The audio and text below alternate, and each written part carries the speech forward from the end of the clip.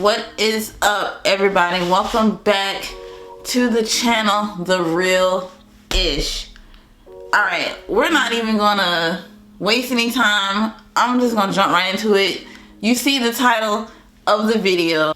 Okay, so Friday I went to go see Final Destination Bloodlines, and by the look on my face you could probably tell how I felt about it, right?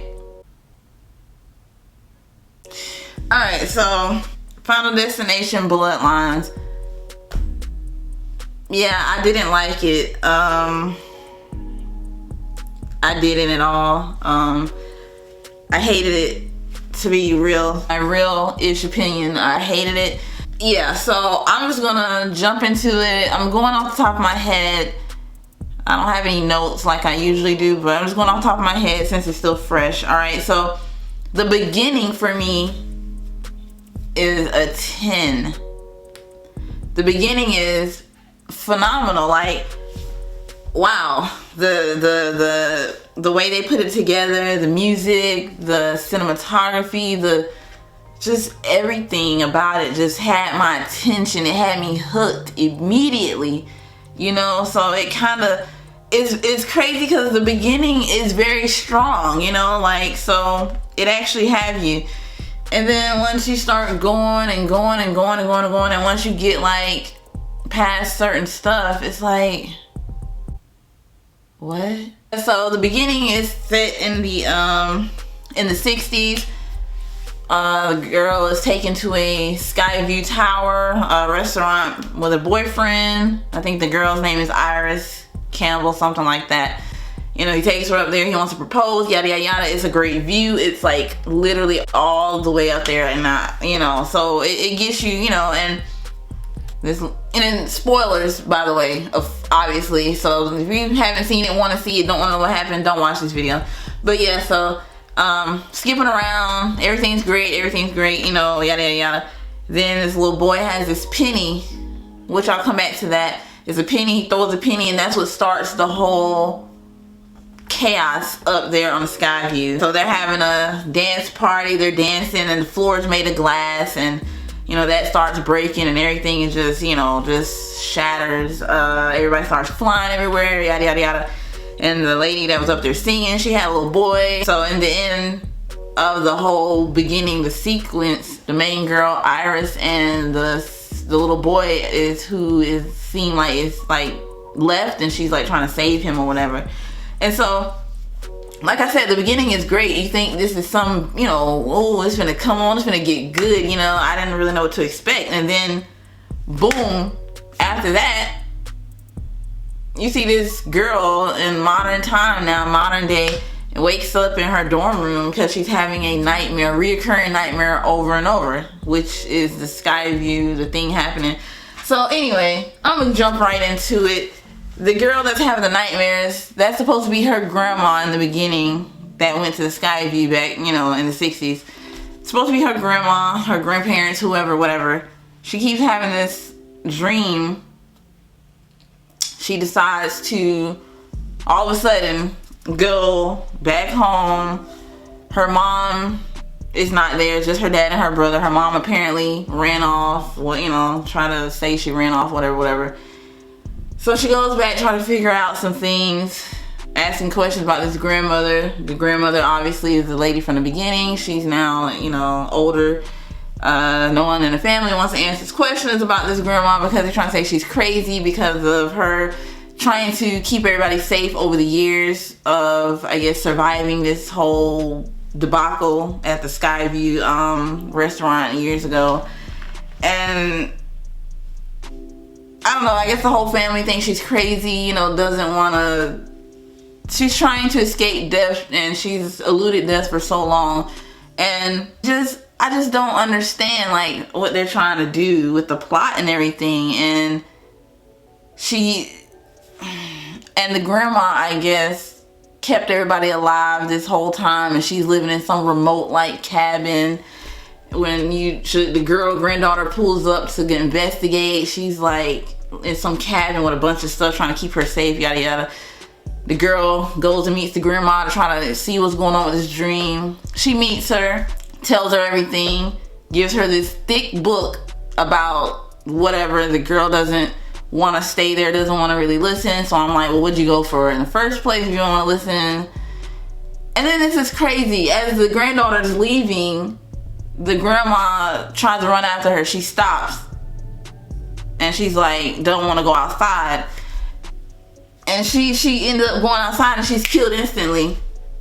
Like, and the way she was killed, like something came through the back of her head or her front, whatever, and the blood got all over the girl, and she dies. Grandma dies. So now grandma dies, I guess that family is like the targets of death, whatever. Then it's weird because the grandma says she has a good friend named JB. That's Candyman's character. The way this whole movie is set up, it just doesn't make sense. And in this book that she gave her, it's like they're trying to tie together all the other things from the other Final Destination movies, like, you know, trying to tie them together. You know, it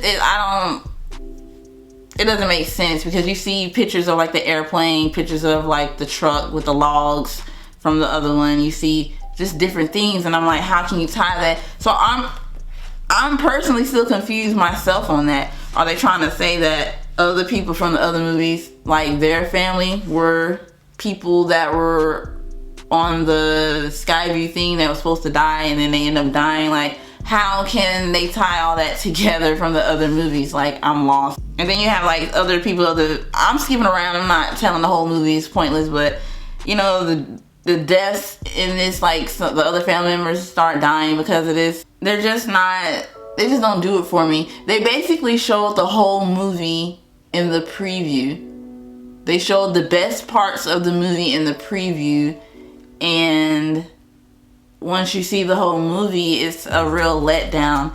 And one of the scenes of the cousins in the family, which, by the way, really isn't in the family. He finds out his dad is not his dad, so how does he die anyway? I don't know. One of the times you think he died, it reminds me of Saw. You know, it doesn't remind me of what it's supposed to be. Some of the deaths look real CGI, like real fake looking. One of the deaths, I don't know. What else? They go visit Candyman, as they do in every movie, and he talks about how the grandmother was a good friend and she saved him that night. So he's supposed to be the little boy. Out of all of these Final Destination movies, Tony Todd's character never says anything about knowing about this personally because he's been there, he's been through it. So you can't just come years later, 10 plus years later, and try to say that he personally knows about this because of X, Y, and Z, because he was there.